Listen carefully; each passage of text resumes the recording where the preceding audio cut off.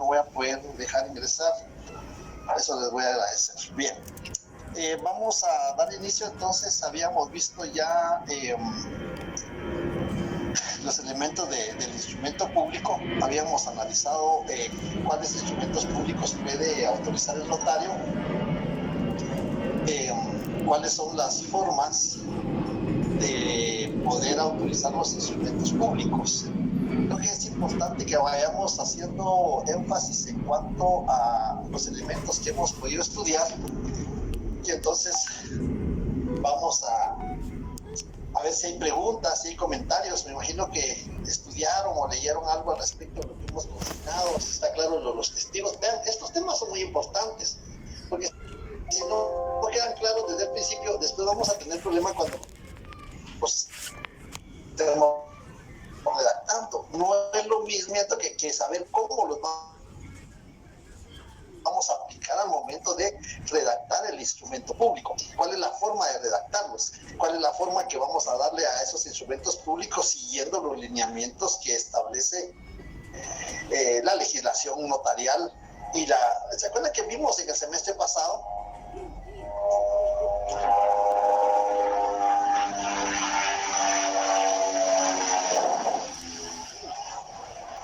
Vimos en el semestre pasado el derecho notarial puro, el derecho notarial aplicado, y hoy es cuando vamos a ver esos elementos, cómo lo abstraemos de la legislación, de la norma jurídica, y lo plasmamos en el documento, porque esa es la creatividad del notario. Muchas veces piensan que el notario solo va a copiar de alguien que le prestó una escritura moderna.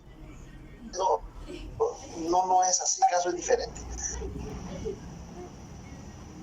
Cada caso es distinto.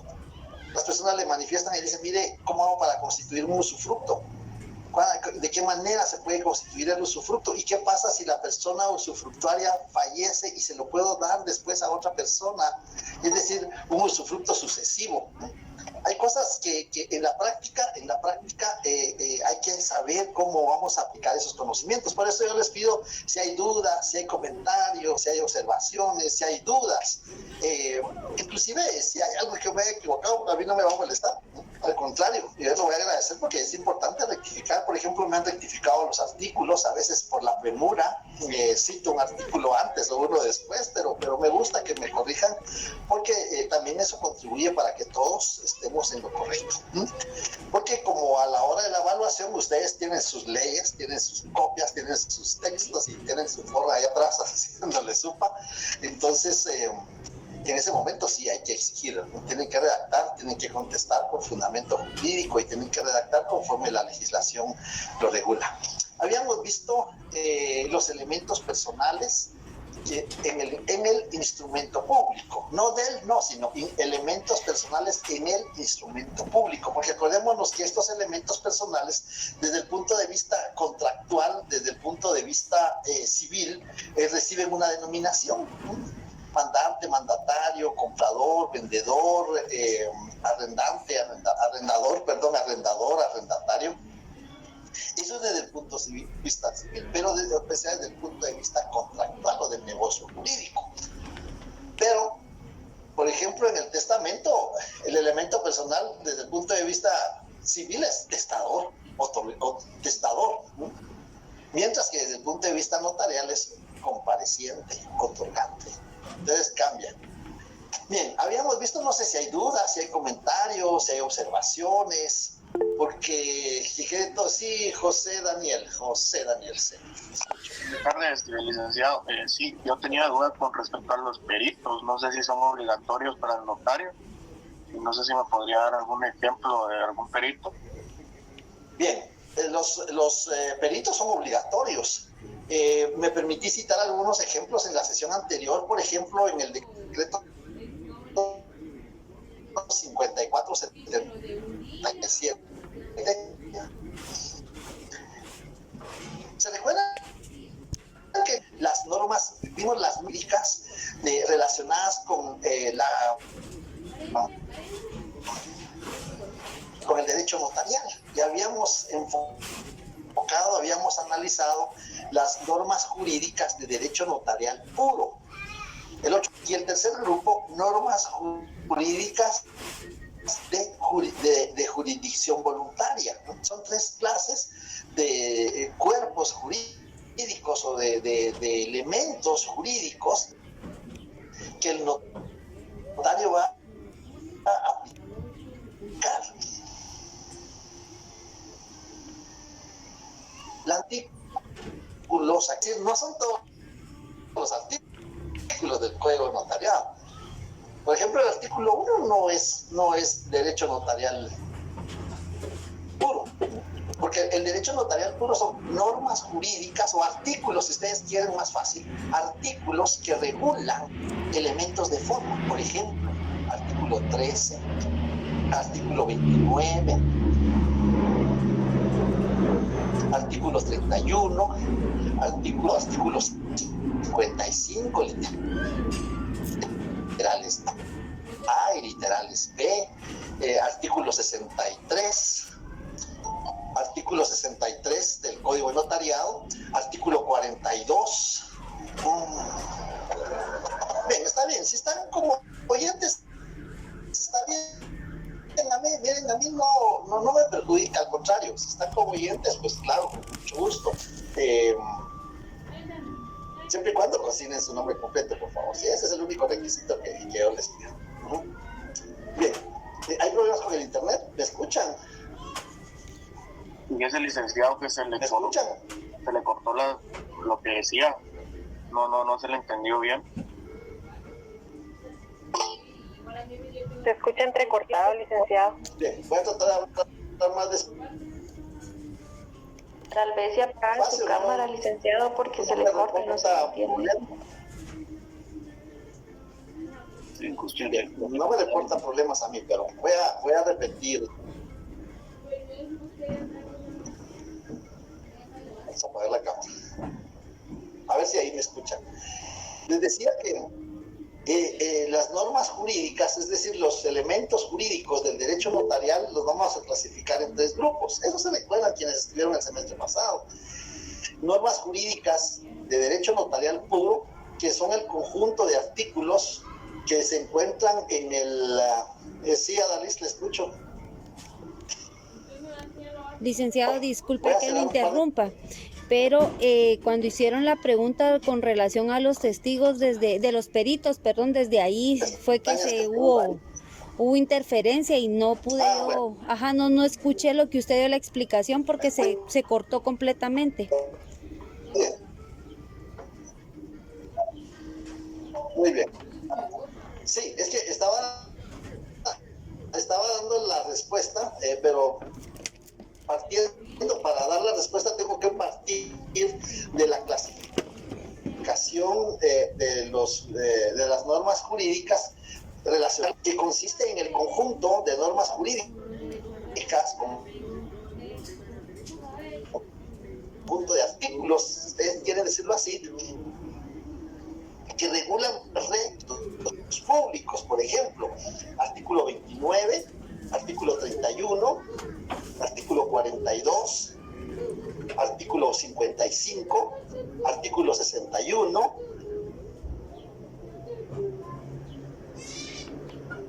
artículo 13, algunos ejemplos, porque ahí se determinan cada uno de los instrumentos públicos, el lugar, la fe, eso de los signatarios, dependiendo qué instrumento sea, y si tienen que firmar, o si no necesita la firma. Esos son requisitos de forma, ¿no? Bien, sí, Sharon, escucho. Qué lamento que se escuche problema. Me reporta ahí, tal vez puede mejorar, pero no tengo informe de que... Sí, bueno, es que no sé si sea mi internet, licenciado, pero al menos a mí sí se me está entrecortando todo. Y le escucho, digamos, ya cuando dice lo final de la frase, pero no sé si soy solo yo. No, licenciado, a mí también me está pasando. Bien. Sí, ahora sí ya tengo un reporte acá, Voy a ver si puedo solucionar el problema. soy fría como una estrella.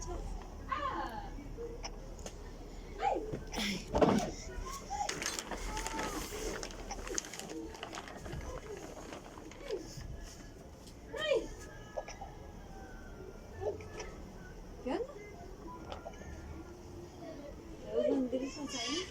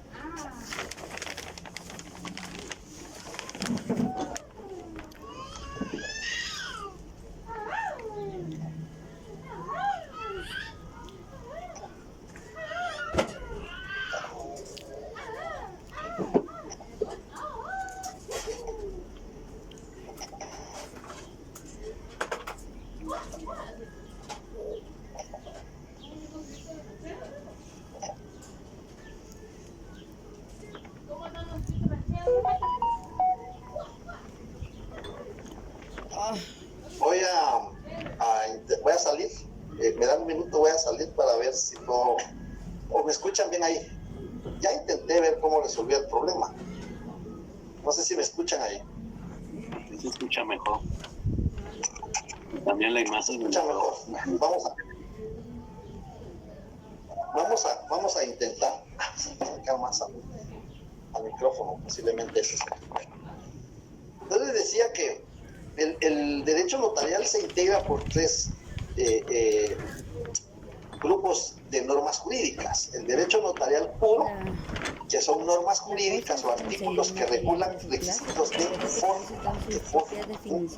Es decir, qué requisitos debe contenerle el instrumento público, que están en el 29, cuáles son los requisitos especiales que están en el 31, esenciales en el 31, y cuáles son los requisitos especiales que están en el 42 y en el 44. También en el 61 hay requisitos para las actas notariales. En el 55 hay requisitos para las auténticas, tanto de firma como de copias. En el 63 encontramos requisitos para las protocolaciones. Y en el 960, pero ese ya no es derecho notarial puro, Derecho notarial aplicado es el conjunto de normas jurídicas que regulan requisitos de forma, pero que están en otras leyes, no en el Código de Notariado. Un ejemplo es el 962 del Código Civil. En el artículo 962 del Código Civil se regulan los requisitos de forma de la transcripción del testamento cerrado. Vamos a encontrar acá donde se determina que en el artículo 962 autorizado el testamento cerrado, el notario lo entregará al testador después de transcribir en el protocolo con el número y en el lugar que le corresponde el acta de otorgamiento. Dicho instrumento será firmado también por todos los que en el acto intervinieron. Ahí está, entonces ahí tenemos los requisitos de forma de este instrumento. En el artículo 530, creo que este es un ejemplo también bastante de derecho notarial aplicado, ese artículo 531 del Código Civil, la escritura constitutiva debe contener los requisitos siguientes. Además del artículo 29 y 31 del Código de Notariado, la escritura donde se constituye, o donde se somete, mejor dicho, donde se somete un inmueble al régimen de propiedad horizontal, ustedes ven que están proliferando la construcción de edificios, y esos edificios, pues, cuando tienen más las construcciones, cuando tienen más de una planta, es decir, de 2 niveles o 2 pisos en adelante, ya se puede constituir una propiedad horizontal. Y entonces esa escritura donde se va a someter el inmueble al régimen de propiedad horizontal debe contener, además de los requisitos en el artículo 29, en el artículo 31 del Código de Notariado, debe contener los requisitos que están regulados en el artículo 531 del Código Civil. Y las normas de jurisdicción voluntaria que están reguladas en el decreto 5477 del Congreso de la República. Bien, ahora los testigos, o los peritos, perdón. ¿Son obligatorios los peritos? Sí, son obligatorios los peritos porque, por ejemplo, en la compraventa de fracción de inmueble tenemos que tener el plano de la fracción que vamos a desmembrar de la finca matriz. Y tenemos que tener el plano. ¿Y quién les va a extender el plano? Pues nosotros no podemos hacer un plano. El plano únicamente nos lo va a extender un ingeniero civil, un ingeniero agrónomo, un arquitecto que tienen los conocimientos técnicos para poder extendernos el plano con las referencias, las medidas lineales, las referencias geodésicas que regula el 1131 del Código Civil, donde está regulado que debe contener los planos, ¿no? ¿Qué requisitos debe de contener los planos? Nosotros lo podemos leer en el código, pero no podemos fraccionar un plano, eso tendrá que hacerlo un ingeniero. Él es un perito, es un experto. Los avalúos, tanto en los procesos sucesorios que ustedes van a estudiar en jurisdicción voluntaria, como en las aportaciones no dinerarias, una escritura constitutiva de una sociedad mercantil, donde se va a realizar una aportación no dineraria de conformidad con el artículo 27 del Código de Comercio. Esa aportación dineraria debe de justipreciarse. Y hay distintas formas de justipreciar. Las aportaciones no dinerarias. Una de ellas es a través de un inventario.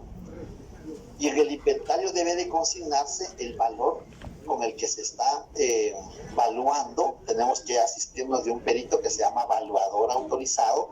Él va a decir cuánto valen los bienes, si son muebles, si son inmuebles. Él va a tener en cuenta esos conocimientos técnicos con los que ha sido capacitado para determinar cuál es el valor de esa aportación no dineraria. Ahí tenemos que asistirnos de un perito también. Esos son los casos, por ejemplo, de peritos. Y hay otras actuaciones donde el notario participa, lo mencioné en la sesión anterior, que consiste en la determinación de edad, ¿no? En determinar una persona qué edad tiene, atendiendo su fisonomía o sus piezas dentales, pero eso no lo podemos hacer nosotros como notarios, tenemos que asistirnos de un perito que será un forense, y también las diligencias de reconocimiento de preñez o parto. Es decir, nuestros conocimientos no están al alcance como para poder determinar cuándo fue la concepción y cuándo va a ser el alumbramiento. Eso no lo tiene que ser un perito, lo tendrá que ser un facultativo, como lo regula el decreto 5477. Ahí es cuando necesitamos de peritos. Siempre vamos a necesitar, hay actuaciones donde necesitamos de peritos, así de que sí es obligatoria prácticamente cuando hay elementos de una ciencia o de un arte que nosotros no tenemos nuestros conocimientos para poder emitir una ponderación o una evaluación. No sé si por ahí queda la pregunta con respecto a los peritos.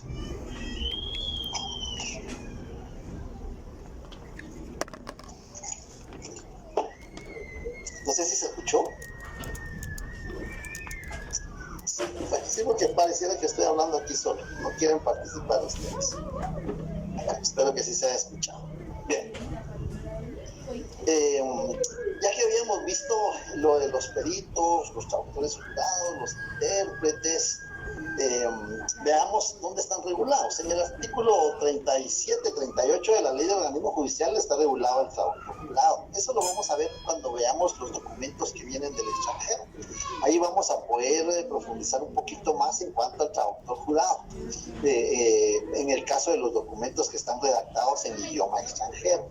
En cuanto al intérprete, en el artículo 29 del Código de Notariado, vamos a encontrar en el numeral 6 la intervención de un intérprete nombrado por la parte que ignore el idioma español, el cual, de ser posible, deberá ser traductor jurado.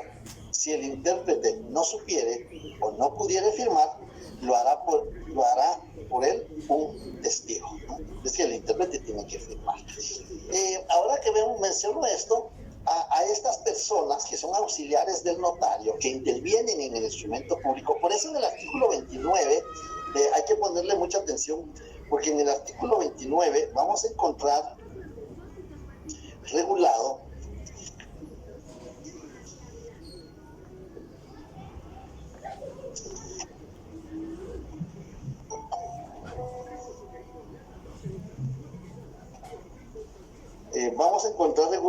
en el artículo 29, numeral 12, las firmas de los otorgantes. Ya sabemos qué es un otorgante. A ver qué me dice, vamos a ver, Leonel Aragón, ¿qué me dice qué es un otorgante? Que sí hablan un poquito. Es la persona que solicita el instrumento público y que va a ser el encargado de otorgar pues algún bien, ¿no? Sí, pero ¿va a ser el encargado de otorgar qué? Algún bien. ¿Pero qué es el otorgante? Si él va a ser el encargado de otorgar, entonces ¿qué es el otorgante? Esa es la pregunta. Ya por ahí Jonathan está escribiendo. También Jeffrey. Viene tan sencilla que la respuesta. Entonces, es el que da el consentimiento en nombre propio, o ahí les faltó, solo me pusieron el de consentimiento, es la mitad. Y es que por eso es el asunto, que cuando después esté calificando, pues les digo, bueno, pues no está completa la respuesta. Es el que da el consentimiento en nombre propio o en representación de otro.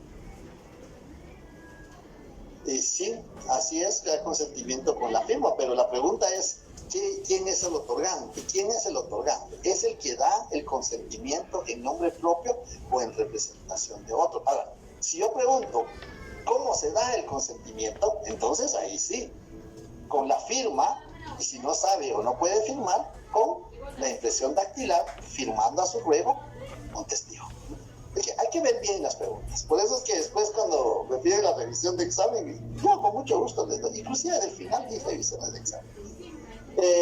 Entonces les digo, sí, hay que poner mucha atención, no es nada más de memorizar y de repetir, no, hay que analizar la respuesta, hay que analizar qué es la pregunta y cómo vamos a responder.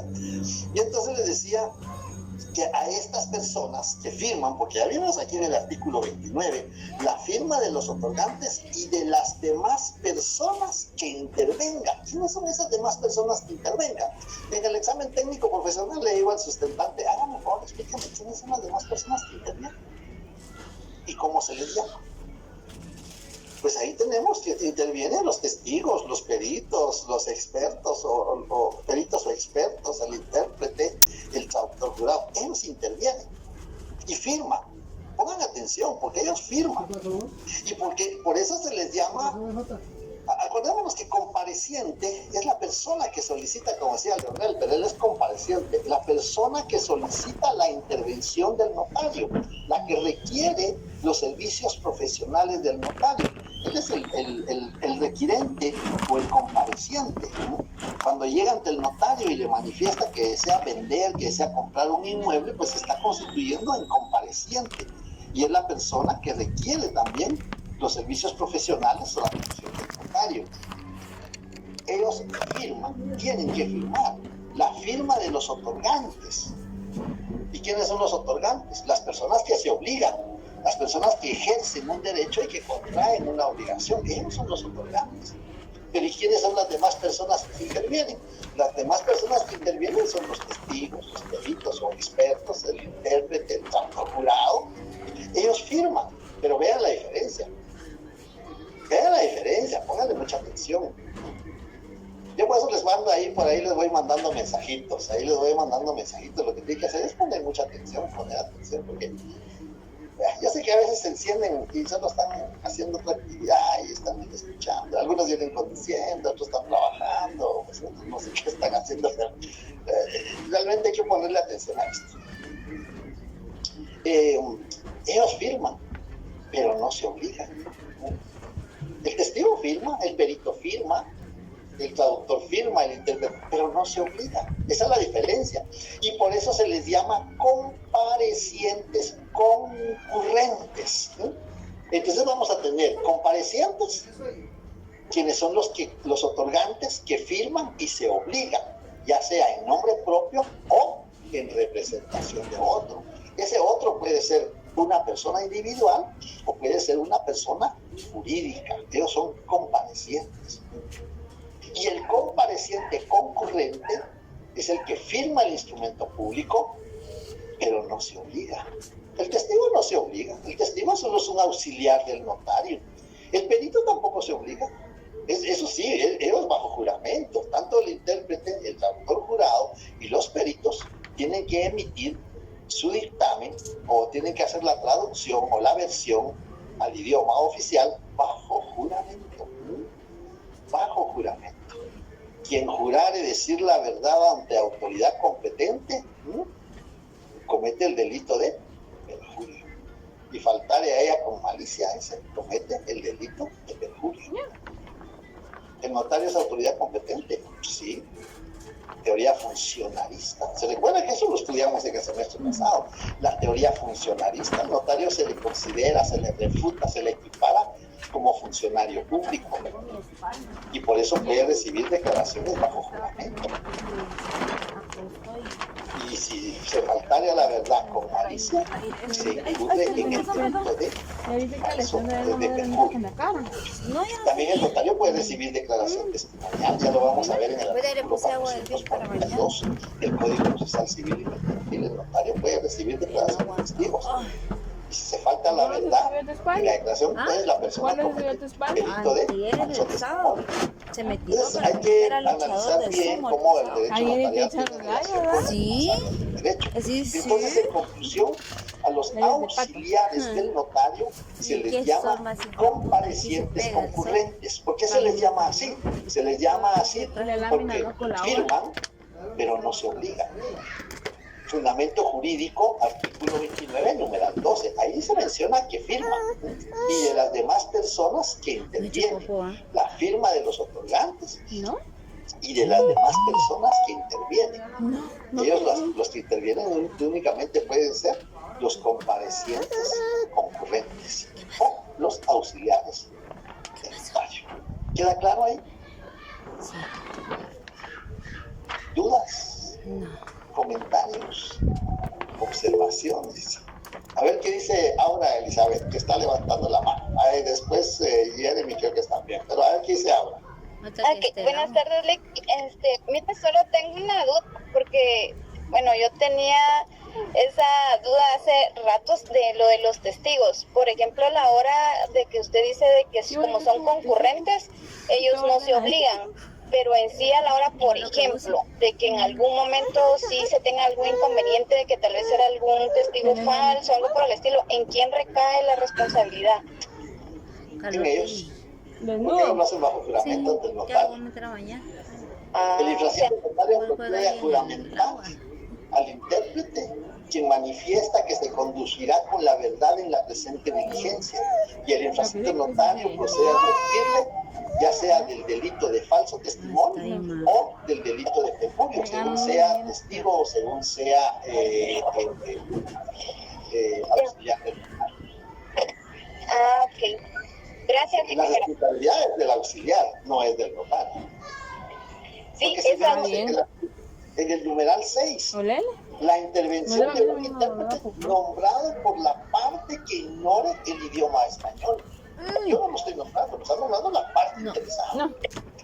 Entonces el notario no incurre en responsabilidad. Incurre en responsabilidad si no lo juramenta. Incurre en responsabilidad si no le advierte de que puede incurrir en un delito si declara circunstancias falsas. ¿Este sabor que tiene? o si no hace, si lo que informa no está bien, si es un perito o es un experto. Yo lo hace mal. Yo que soy masoquista, estoy así. Jeffrey estaba pidiendo la palabra. Puta, hiciste picoso, ¿sí? Sí. No, era Yuli, pues ya me respondió la pregunta de la compañera, gracias. Se lo voy a decir. Bueno, muy bien, muy bien. Bueno, entonces ya quedó claro que es otorgante, que es compareciente, que es requirente, que es signatario, en qué instrumentos públicos se aplica cada uno de ellos, quiénes son los comparecientes concurrentes, por qué se les llama comparecientes concurrentes, dónde están regulados. Pues dependiendo, porque los testigos vimos que están regulados en distintos artículos. En el 51, testigos instrumentales. En el 29, numeral 4, testigos de conocimiento. Y está también en la Constitución Política de la República, en el artículo 11. Los testigos rogados están en el artículo 29, numeral 12. Es decir, todo tiene que tener un fundamento jurídico. Porque no es únicamente de memorizar las cosas, sino que es de razonarlas, de saberlas explicar. Bien. Entonces vamos a ver entonces ahora la representación, que esto es muy importante también. Acordémonos que dijimos que la persona da su consentimiento en nombre propio o en representación de otra u otras. Entonces la representación es un elemento muy importante. En 1686 del Código Civil vamos a ir al mandato, vamos a correr la presentación. No sé si hay dudas para mí. ¿Eso lo quitas por arriba o por abajo? Por arriba. Bueno, aquí hay un recordatorio. Vamos a ver, miren aquí. ¿Qué es un instrumento público? Eso ya lo pueden ustedes responder. ¿Qué es un instrumento público? Lo vimos el primer día de reunión que tuvimos. Luego tenemos ahí cuántas clases de instrumentos públicos hay. También lo mencionamos desde el semestre pasado, lo venimos mencionando. Luego dice cómo se clasifican los instrumentos públicos. Lo vimos el semestre pasado y lo vimos en la sesión anterior. Tenemos también qué requisitos de forma deben cumplir los instrumentos públicos. Eso vimos que son 3 clases de requisitos de forma. Los esenciales, que están en el 31 del Código de Notariado. Los no esenciales, que están en el artículo 29. Y los especiales, en el caso de los testamentos y donaciones por causa de muerte, que están regulados en los artículos 42 y 44 del Código de Notariado. Luego nos preguntan qué es otorgante o qué es otorgar. Eso lo acabamos de mencionar hace un momento, qué es otorgar. Y también quiénes intervienen en el instrumento público. Pues intervienen los otorgantes, comparecientes, intervienen los concurrentes, comparecientes, concurrentes. ¿En qué clase de papel se le dan instrumentos públicos? Eso lo vimos en la primera reunión que tuvimos. Vimos que 4 de ellos se redactan en papel sellado especial para protocolo, con base a los artículos 8 y 9 del Código de Notariado, y que los 3, acta notarial, auténtica de firma, auténtica de copias o reproducciones de documentos, con base al artículo 45 y 46, 33, numeral 10 de la Ley del Timbre Fiscal y papel sellado especial para protocolo, se redactan en papel simple o papel bond, que puede ser tamaño carta o puede ser tamaño oficio. Luego nos preguntan, dice, ¿cuáles son las clases de especies fiscales que se citan en el decreto 314 del Congreso de la República? Bueno, pues ahí vimos que las especies fiscales, todavía les puse a la vista ahí unas hojas de papel sellado. Esa es una especie fiscal. Las especies fiscales que se citan en el artículo 3, en el decreto 314, es decir, en el Código Notariado, son papel sellado especial para protocolo. También tenemos los timbres fiscales y también tenemos las hojas de papel sellado, que que en sustitución de ellas ahora se utiliza el papel simple. Yo creo que ahí ya está bastante explicado. Luego viene y dice cuáles son las formas de autorizar los instrumentos públicos. Eso lo explicamos muy bien en la sesión anterior. Vimos que las formas de autorizar los instrumentos públicos son 2. Bueno, vimos 3. Lo que pasa es que no quiero confundirlos en cuanto a las formas de autorizar, pero vimos que hay 3 formas de autorizar los instrumentos públicos. Una de ellas es la firma del notario precedida de las palabras ante mí. ¿Cuándo aplicamos? Cuando firman los comparecientes, cuando firman los requirentes, cuando firman los signatarios. Ahí utilizamos la firma del notario precedida de las palabras ante mí. Esa es una forma de autorizar, con base al artículo 29, numeral 12 del Código de Notariado. Otra forma de autorizar es cuando el notario es el propio otorgante, la firma del notario precedida de las palabras por mí y ante mí. Es que la respuesta es completa, no es porque hay quienes me contestan, la firma del notario precedida por las palabras por mí ante mí, pero ¿en qué casos? Porque no es en todos los casos, en cualquier caso. Es cuando el notario es el propio otorgante. También está regulado en el artículo 29, numeral 12. Y la otra forma de autorizar es en las actas notariales que nadie firma. Un acta notarial de notificación, les decía la vez pasada, no firma la persona que va a recibir la notificación, no firma. Mire, yo le recibo, pero no le firmo, es lo primero que le dicen al notario cuando llega. En el caso del protexto, cuando el notario llega ante la ventanilla del cajero pagador y autoriza el acta notarial de protexto, hasta se voltea en el gafete ahí para que no consigne uno el nombre. Uno firma. Entonces, en ese caso, solo la firma y sello del notario, con base al artículo 61 del Código de Notariado. Bien, vamos a regresar a la presentación. Creo que esa es la última. Hay otra todavía. ¿Cómo pueden otorgarse los instrumentos públicos? Miren, esta pregunta es bien sencilla. ¿Cómo pueden otorgarse? Tal vez lo que pasa es que la respuesta sí tiene que ser un poquito bien diseñada la respuesta. ¿Cómo pueden otorgarse los instrumentos públicos? Pues se otorgan con la firma. Y si la persona no sabe o no puede firmar, con la impresión digital del dedo pulgar derecho u otro que especificará el notario, firmando a su ruego con testigo. Dime pagar la estufa, nena. Está en el Código Notariado, ahí está en el artículo 29, numeral 12. Es decir, no es cuestión del otro mundo, ahí está regulado. Lo que tenemos que hacer es leer la ley. Porque hay quienes, yo me imagino que a última hora, que el examen, ¿cómo está la ley? Eso no es solo copiarlo, sino que es de darle la forma correcta. Sí, Elizabeth, te escucho.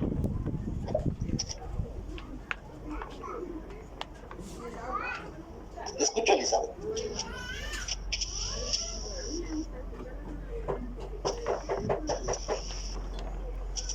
¿No tiene pregunta, Elizabeth?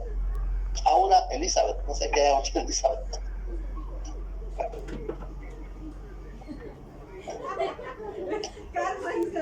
Bien, aquí está, veamos el sujeto, lo que habíamos hablado, vean, el sujeto es el titular de un derecho, ¿no? Eso es lo que les explicaba en la sesión anterior, es el que ve transformado su patrimonio. Ahí lo tenemos el ejemplo, el elemento personal, el comprador y el vendedor. El elemento real es el objeto, en este caso el objeto es el inmueble que está ahí. Y el elemento formal es la forma del contrato, la forma del documento. Y ahí está el documento, y hay un bolígrafo ahí como que dice ya lo firmaron o lo van a firmar. Ahí están los tres elementos del contrato. El elemento personal, el elemento formal y el elemento real. Vemos ahí, uno de los dos puede ser el vendedor y el otro es el comprador, el que está sacando el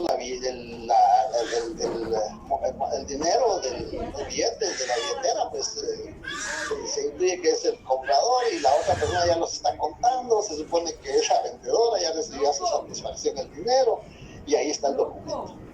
Sujeto cuyo patrimonio se ve afectado o transformado. Esa afectación o esa transformación puede ser en menoscabo, puede ser en incremento o puede ser alterado. Ahí está lo que les explicaba en la sesión anterior. La doctrina, es decir, el elemento científico determina que el sujeto es quien ve afectado su patrimonio. Pero se ve afectado porque puede ser que sea menoscabo. En el caso de una donación a título gratuito, pues se va a menoscabar porque pierde un elemento de su patrimonio. Y puede ser que se vea incrementado también, porque comprar un inmueble, lógicamente ustedes saben que los inmuebles tienen plusvalía, lo que vale hoy, ya mañana tiene otro precio más alto, o se ve alterado el patrimonio. Puede ser que en lugar de que tenga con el dinero que recibió, en lugar de tener un inmueble, va a tener dos, posiblemente le alcance para comprar dos, o le alcance para comprar los vehículos. Es decir, ese es el sujeto, la persona o grupo de personas que se ven afectados en su patrimonio.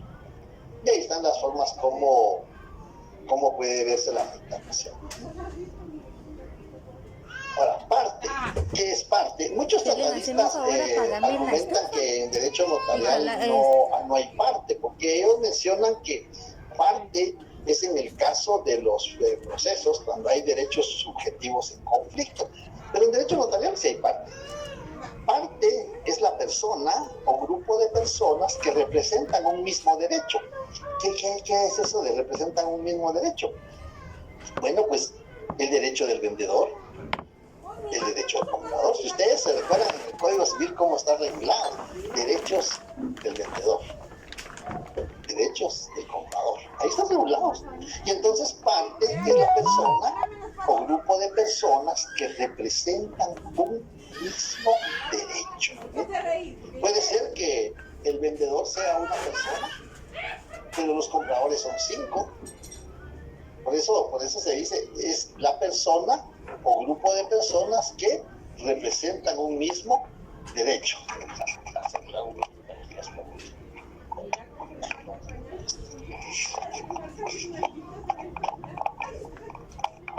Bien.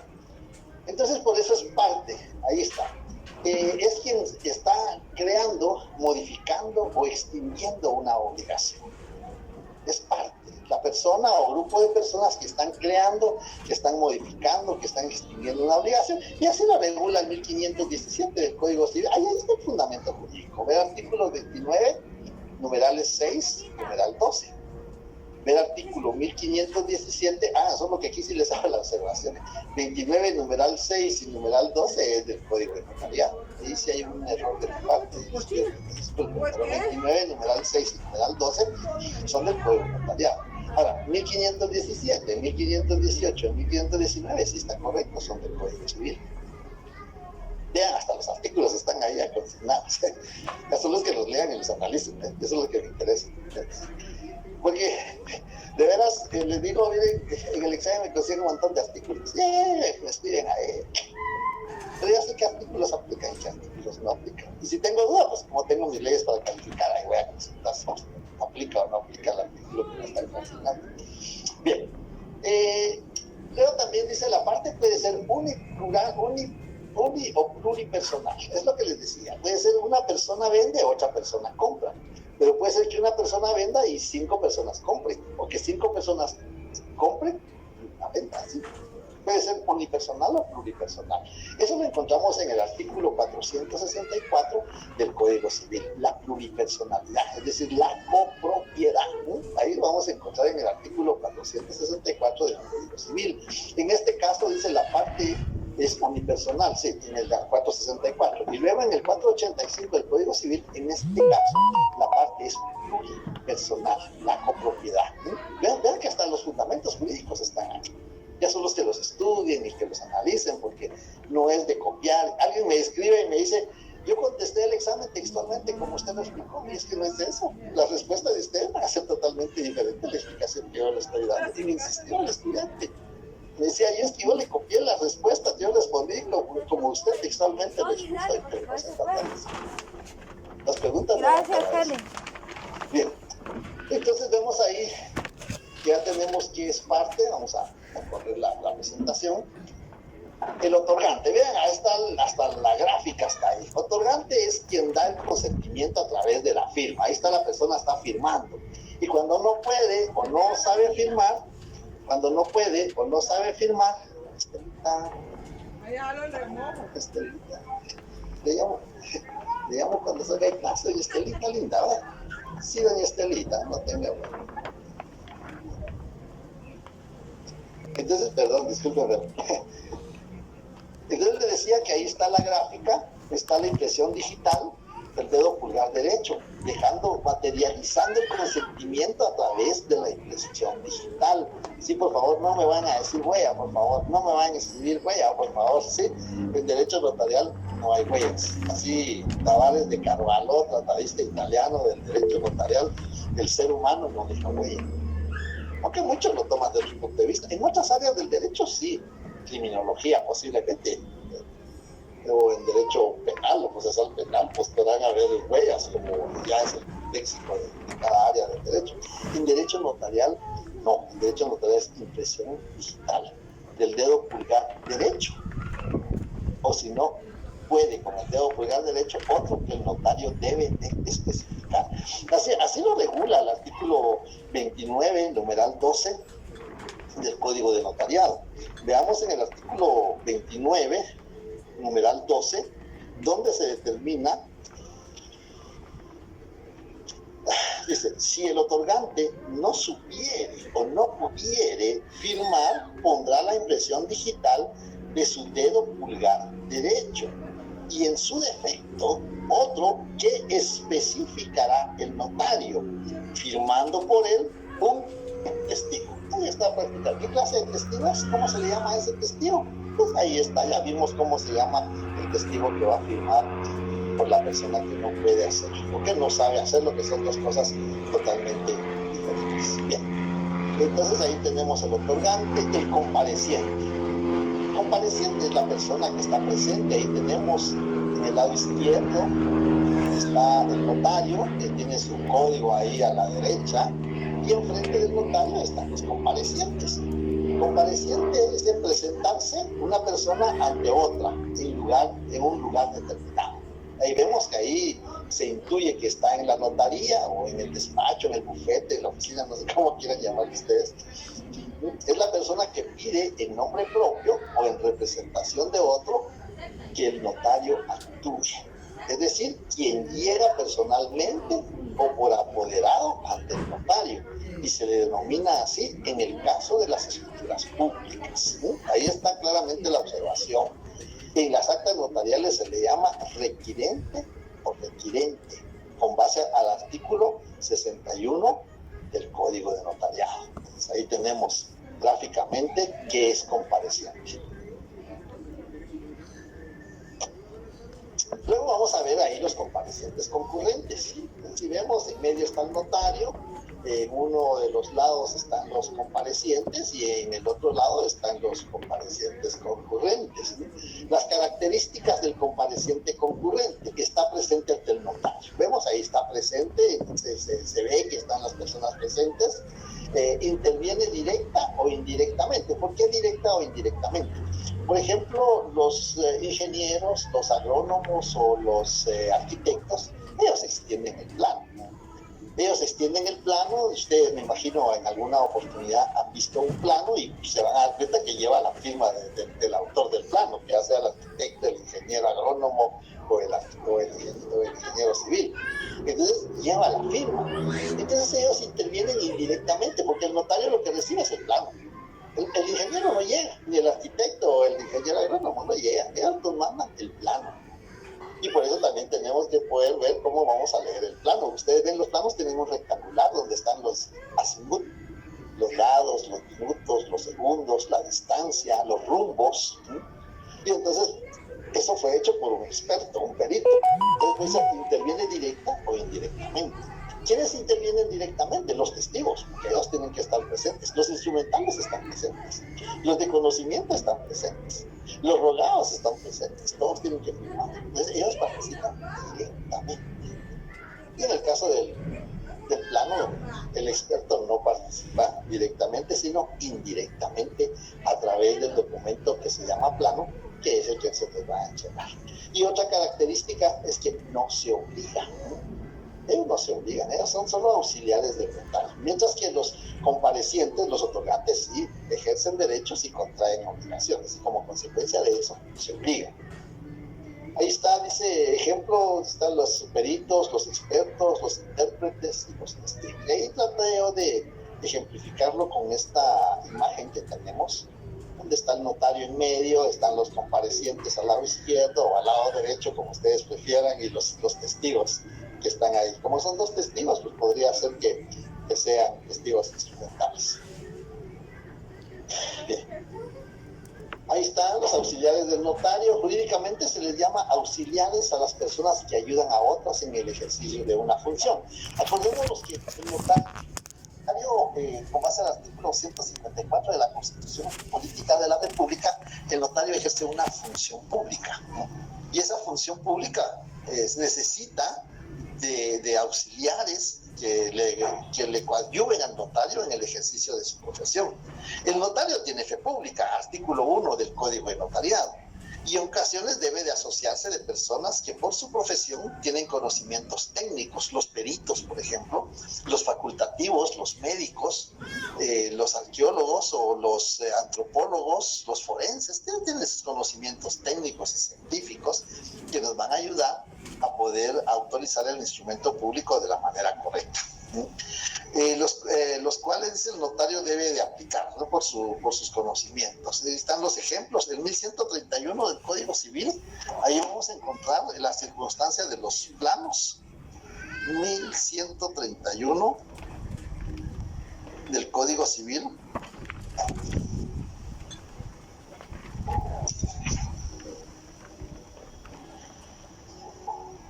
Bueno, este artículo es bastante extenso, pero lo que sí tenemos que tener presente es que en el 1131 es donde se debe de explicar, donde aquí está en el numeral 1, vamos a tratar de leer, dice, si la finca es rústica o urbana, ahí hay que ponerle mucha atención a esto, por favor. Vean que el notario debe de ser, por eso dicen que el notario es un perito en derecho, ¿no? Porque debe de conocer, no de saber, no, porque no lo sabemos todo, pero sí conocer de una manera general. Si la finca es rústica o urbana, su ubicación indicando el municipio y el departamento en que se encuentra, área, rumbos o azimut o coordenadas geográficas debidamente georreferenciadas al sistema geodésico nacional, medidas lineales y colindancias, su nombre y dirección si los tuviere, se está refiriendo al inmueble. Tales casos se expresarán en el documento que se trate para su inscripción en el registro de la propiedad. En este caso tendría que ser una escritura pública. Y en los planos que podrán ser realizados. Aquí está el fundamento jurídico. Vean los facultativos o los profesionales que pueden extender los planos. Los planos que podrán ser realizados por ingenieros civiles, arquitectos e ingenieros agrónomos que se encuentren colegiados activos en la República. Entonces, por eso está ahí el 1131 del Código Civil. Y así están los otros artículos que regulan algunos ejemplos de auxiliares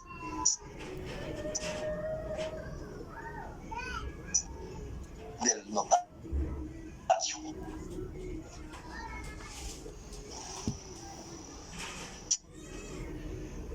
Bien.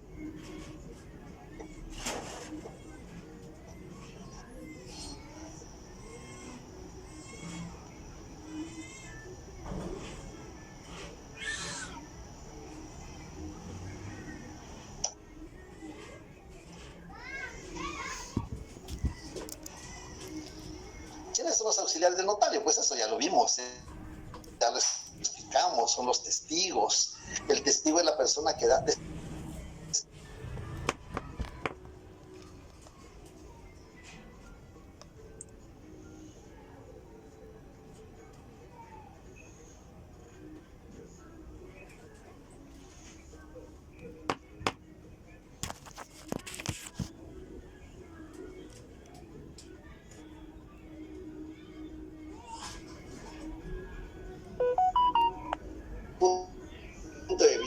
desde el punto de vista procesal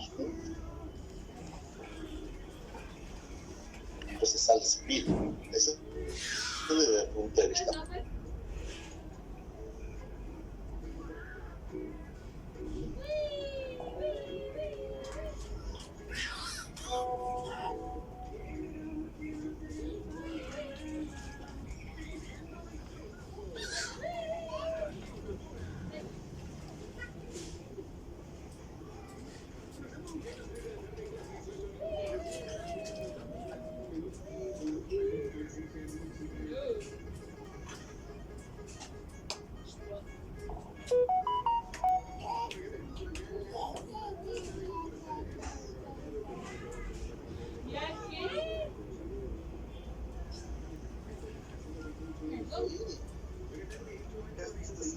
Esa es la función de los testigos. Únicamente se llaman que se llama prueba preconstituida. En el caso de impugnar el instrumento público, pues tenemos testigos.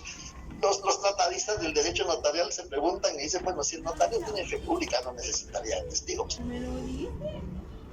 Y además de eso, ¿qué pasa si los testigos no quieren asistir? Claro que el juez puede emitir un apremio para que se presenten obligatoriamente. Si no se presentan obligatoriamente, los puede ordenar que sean conducidos por la autoridad pública. Pero ¿y qué pasa si falleció el testigo? Ahí sí no pueden hacer nada. ¿O qué pasa si el testigo salió del territorio nacional? Entonces son cuestiones que discuten los tratadistas en cuanto a los testigos instrumentales, basados en que el notario tiene fe pública. Se presume que es verdadero lo que el notario hace constar en el instrumento público. Luego tenemos que esos son los testigos, establecer que el acto se verificó, que lo expuesto en el instrumento público es la voluntad de quien lo otorgó, solemnizar el acto en el caso de los testamentos, constituir una prueba futura. Ahí está la teoría de la prueba preconstituida, lo que les mencionaba en las sesiones anteriores.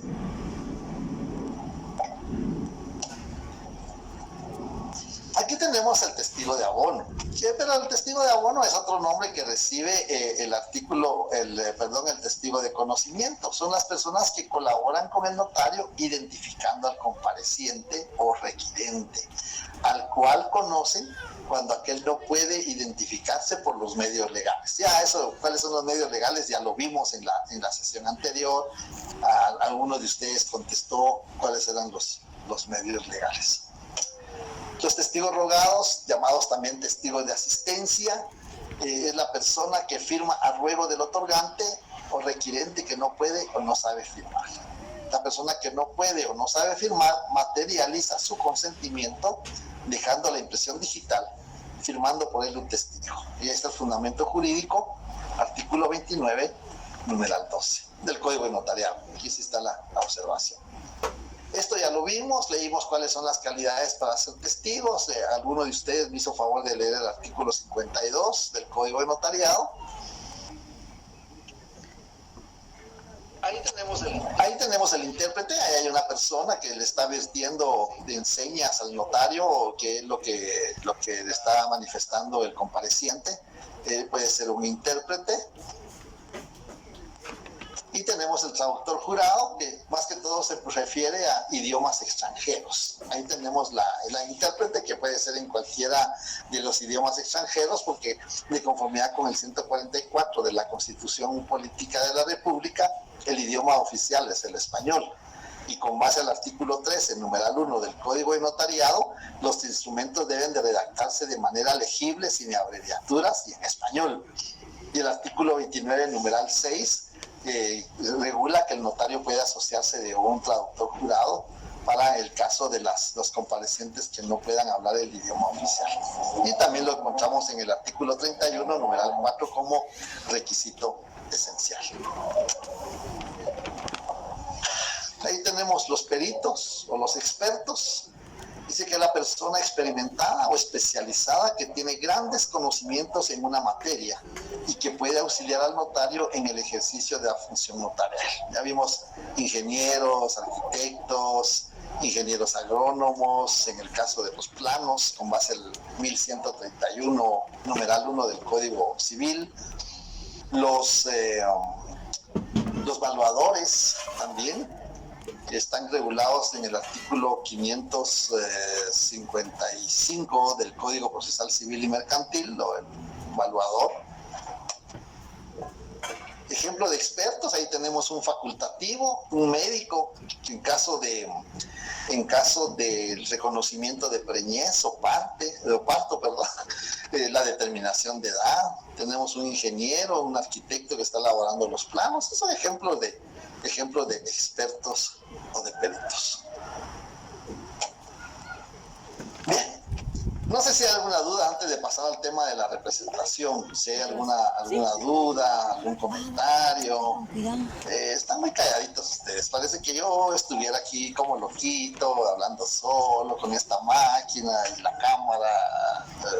Eso no es como estar presencial en la facultad. Yo paso ahí entre las filas y de repente le pregunto, ¿usted qué es tal cosa? Aquí, ¿ves? He tratado de hacerlo, pero cuesta. No quieren participar. A ver qué dice Aura Elizabeth. Ahora viene con bastantes preguntas. ¿Qué dice Aura? Una preguntita. Yo tengo duda con la parte de la comparecencia y el otorgante también puede ser un menor de edad con representación. En este caso, el menor de edad sería el sujeto, porque a él se le va a haber transformado su patrimonio. Acordémonos que el menor de edad solo se le puede ver transformar su patrimonio en su favor, para acrecentar el patrimonio. Para mermar el patrimonio de un menor de edad tenemos que tener una autorización judicial para que se declare por necesidad o utilidad. Sí, puede ser un menor, por supuesto. Él sería el sujeto, porque su patrimonio, ya sea que, bueno, aquí lógicamente tiene que aumentar, el patrimonio del menor va a aumentar, él sería el sujeto. El compareciente sería el papá o la mamá, quienes son los representantes legales. Acordémonos que dice quien da su consentimiento en nombre propio o en representación. Y el menor, en este caso, sí puede, siempre y cuando su patrimonio sea creciente. Aumente. Ah, ok. Gracias. Janet García, ¿qué dice ella? Te escucho. Sí, yo solo quería hacer un comentario. Sí, por favor. Con eso de la interpretación y traducción, solo también como para hacer el comentario de que también una de las diferencias entre estos dos es de que, por ejemplo, en mi caso yo soy traductora jurada y digamos de que todo lo que se hace en ese aspecto es puramente escrito, mientras que ya la interpretación ya es solamente oral, ¿verdad? Entonces, más que nada eso se traduce en las legalizaciones de firma y todo eso. Muy buena observación, muchas gracias, le felicito. Y veamos en el artículo 37 de la ley de... No sé si alguien tiene su 37 de la ley del organismo judicial ahí. ¿Alguien me hace favor? ¿Yo, licenciado? Sí, solo veamos si es el 37 o 88 que regula lo del... Requisitos de documentos extranjeros. Sí, por favor. Artículo número 37 de la Ley del Organismo Judicial, requisitos de documentos extranjeros. Para que sean admisibles los documentos provenientes del extranjero que deban surtir efectos en Guatemala, deben ser legalizados por el Ministerio de Relaciones Exteriores. Si los documentos están redactados en idioma extranjero, deben ser vertidos al español bajo juramento por traductor autorizado en la República. De no haberlo para determinado idioma, serán traducidos bajo juramento por dos personas que hablen y escriban ambos idiomas con legalización notarial de sus firmas. Muy bien, gracias, Gustavo. Vemos, ahí están los requisitos. ¿Qué pasa? Supongamos algo, que venga un documento redactado en griego y no hay traductor jurado en Guatemala. Pues tenemos que acudir a los cuerpos diplomáticos a ver si dentro de ellos conocen a alguien.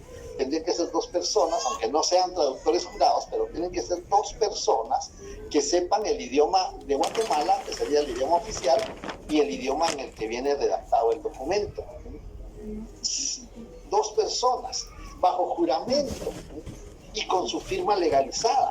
Ahí participa el notario, porque va a legalizar la firma de las personas que están vistiendo al idioma oficial ese documento que venía, por ejemplo, en griego, en musulmán, o cualquier idioma, que el inglés, el francés, el italiano, esto es fácil encontrar traductores jurados, pero hay algunos idiomas que no se puede encontrar traductores jurados. Entonces ahí tenemos que aplicar ese artículo 37 del Código de la Ley del Organismo Judicial. Bien, no sé si hay alguna otra pregunta, algún otro comentario, alguna duda antes de entrar a la representación, porque es un tema bastante delicado el de la representación, aunque esto ya lo vieron ustedes en su curso de Derecho Civil. Por eso les digo siempre que el derecho notarial tiene dos hermanitos y van así de la mano, ahí van los tres: mercantil, civil y ahí va notariado. Y atrás viene toda la familia: impuestos, registro, avisos, ahí atrás viene todo el parentesco, pero los importantes son civil, mercantil. No sé si más preguntas, más dudas, más comentarios y observaciones. Ven que sí hay observaciones. Gracias, Janet, creo que fue la que hizo la observación de que el traductor jurado es más que todo en casos escritos, cuando vienen los documentos, y por eso leímos el 37 que Luis Gustavo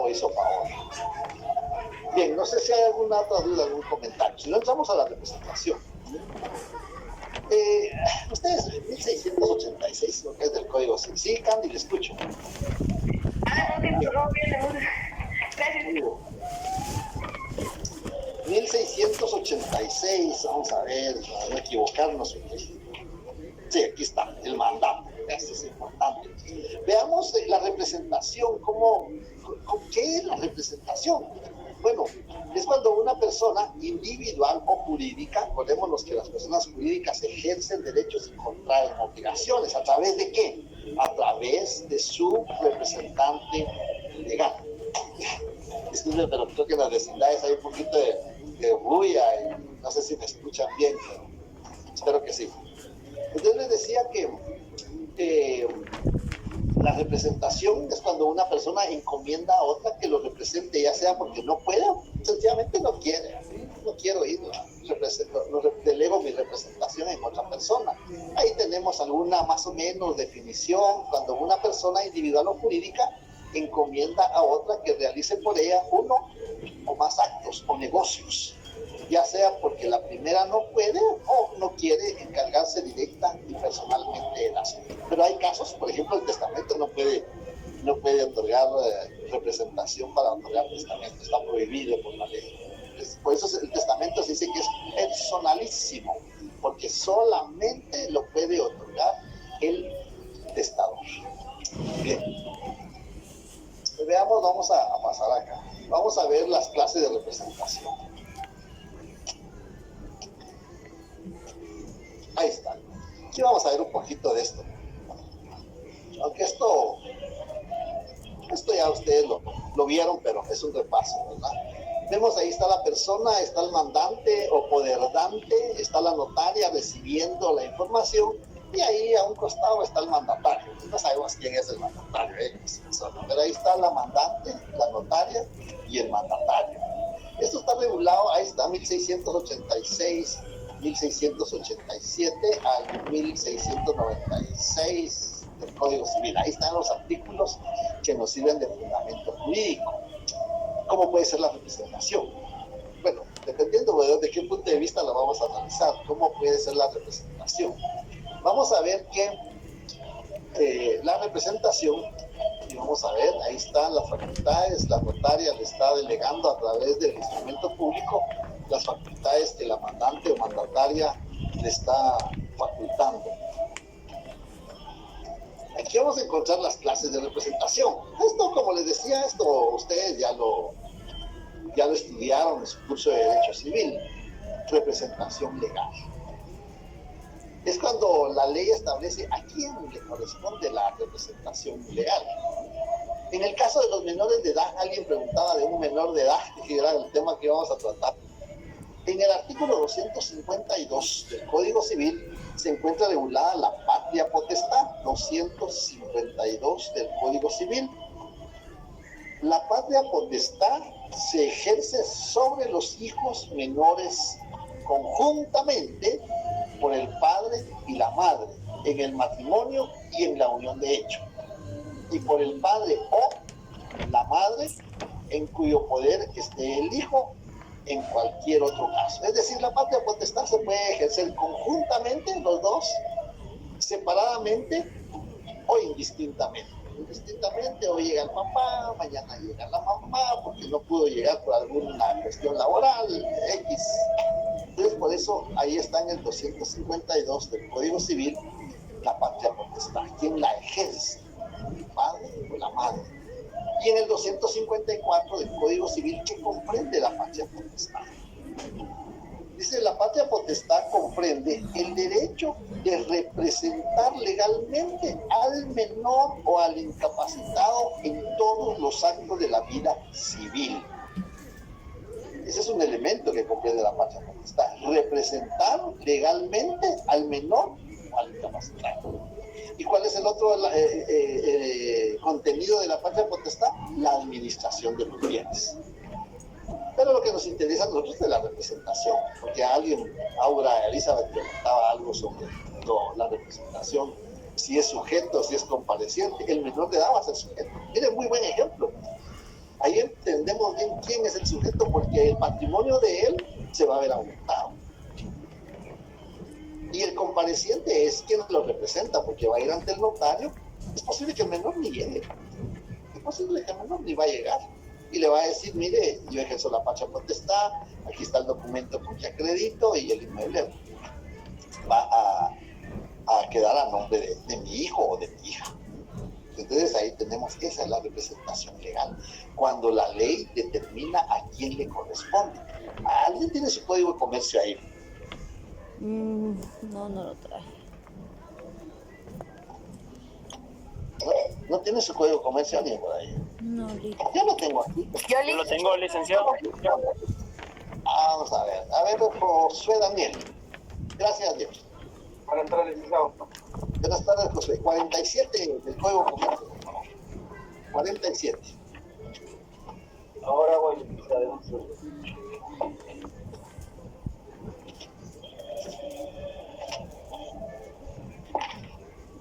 Artículo 47. 47. Por Código de Comercio. Facultades de los administradores. Los administradores o gerentes tienen, por el hecho de su nombramiento, todas las facultades para representar judicialmente a la sociedad de conformidad con las disposiciones de la ley del organismo judicial. Tendrán además las que se requieran para ejecutar los actos y celebrar los contratos que sean del giro ordinario de la sociedad según su naturaleza y objeto de los que de él se deriven y de los que con él se relacionan, inclusive la emisión de títulos de crédito. Sin embargo, en la escritura social pueden limitarse tales facultades.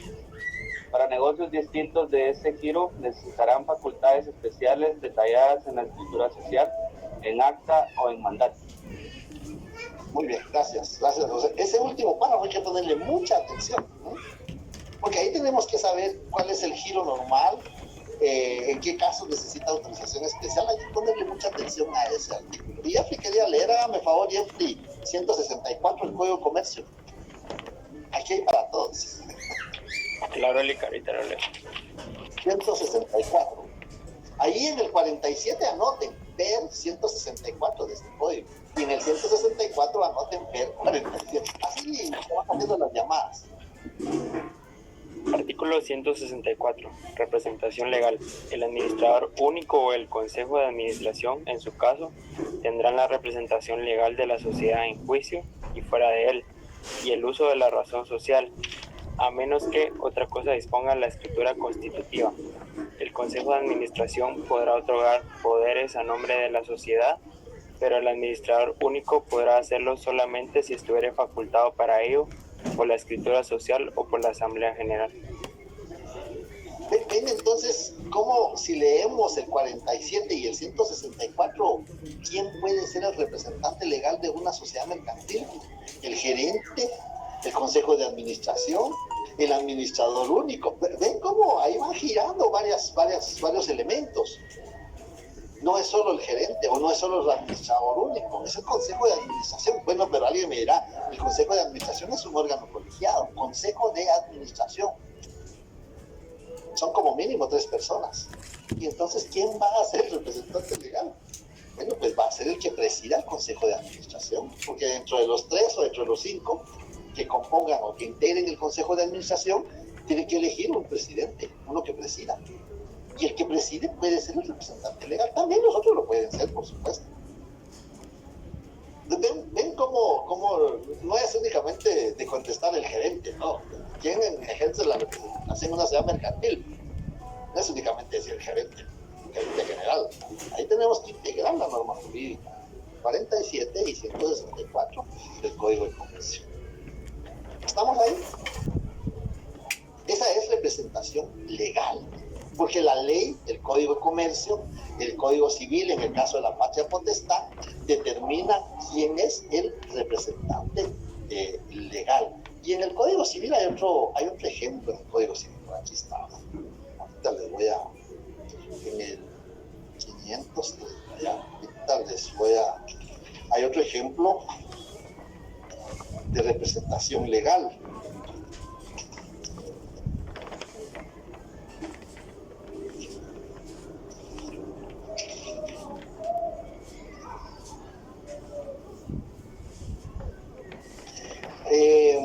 vamos a ver, Elvia Amanda. Vamos a buscar aquí a alguien para que participen ahí. ¿Está por ahí, Elvia? Sí, licenciado, buenas tardes. Buenas tardes, Elvia. Hágame el favor. 548 del Código Civil, por favor. ¿Tienes leyes? Sí, ahorita lo leo.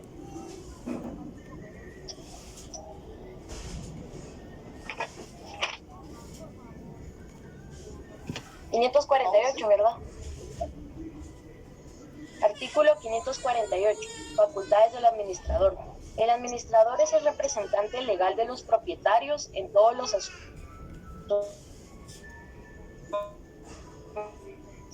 judiciales o extrajudiciales, nombre o en contra de ellos. Muy bien, gracias. Este es el caso de la propiedad horizontal.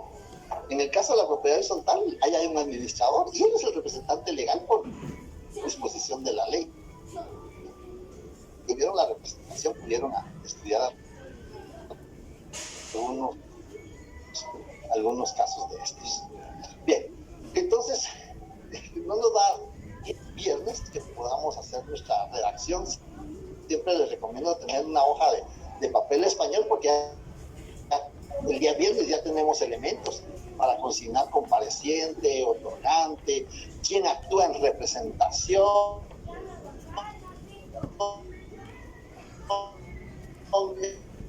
Ya vean estos elementos jurídicos doctrinarios que vamos viendo, nos va a hacer. Vemos el ejemplo de la patria potestad, están los padres, están los menores de edad.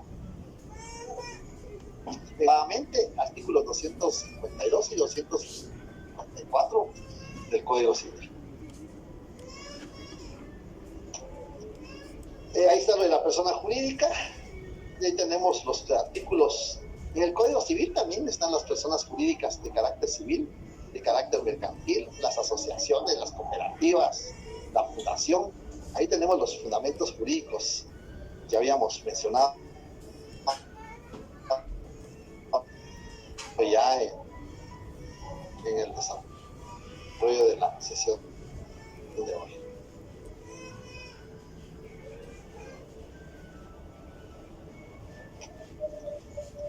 Y para terminar la reunión de hoy vamos a quedarnos en la representación voluntaria. La representación no puedo, sencillamente no puedo, o no quiero, pero tengo que nombrar a alguien que sea mi representante. Y eso va a ser a través del mandato 1686 del Código Civil. A través del mandato, acordémonos que el mandato puede ser un mandato general con representación o sin representación. Puede ser un mandato especial con representación o sin representación. Puede ser un mandato general con cláusula especial. ¿Cuándo se necesita cláusula especial? Yo les pido que lean esos artículos del Código Civil 1686 en adelante, donde se regula el caso de la representación voluntaria. La representación voluntaria es cuando la persona designa quién quiere que sea su representante legal. Bueno, pues vea, yo no puedo ir al negocio jurídico y pues me gustaría que Josué o Jeffrey o Michelle fueran mi representante legal, porque yo no puedo o no quiero. O me voy a ausentar del territorio nacional y mientras no esté en el territorio nacional necesito que alguien defienda mis intereses, mis derechos, y para eso voy yo a designar a un representante legal que va a ser una persona de mi confianza, que sé que va a defender mis derechos conforme la ley se lo establece en estos artículos de 1686 en adelante. No sé, ahí vamos a dejar por hoy. Continuaremos el día viernes porque tengo que ir a la otra sección. Entonces no sé si hay dudas, comentarios, unos minutos por ser los comentarios. Ok, ya se está retirando, ¿no?